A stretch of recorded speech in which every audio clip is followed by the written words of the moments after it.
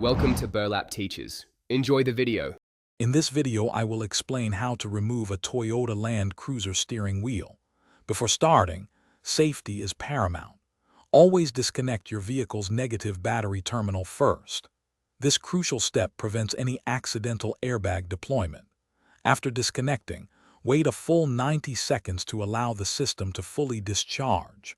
Also, ensure your front wheels are perfectly straight for easier reinstallation later.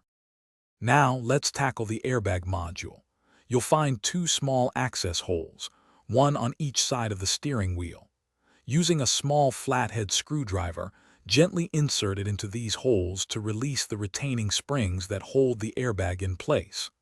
Once released, carefully pull the airbag module away from the steering wheel. Remember to disconnect all electrical connectors attached to the back of the module. With the airbag safely out of the way, your next step is to address the large center nut. You'll need a 21mm socket wrench for this. Loosen the nut, but do not remove it completely just yet. Leave it threaded on by a few turns. This prevents the steering wheel from flying off unexpectedly when it breaks free. Now, gently rock the steering wheel back and forth to loosen it from the spline shaft. Once the steering wheel feels loose, you can fully remove the center nut. Before pulling the wheel off, it's a good idea to mark its position relative to the steering shaft.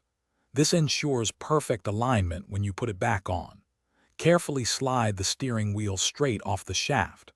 Reinstallation is simply the reverse of these steps, making sure all electrical connections are secure and the center nut is torqued correctly.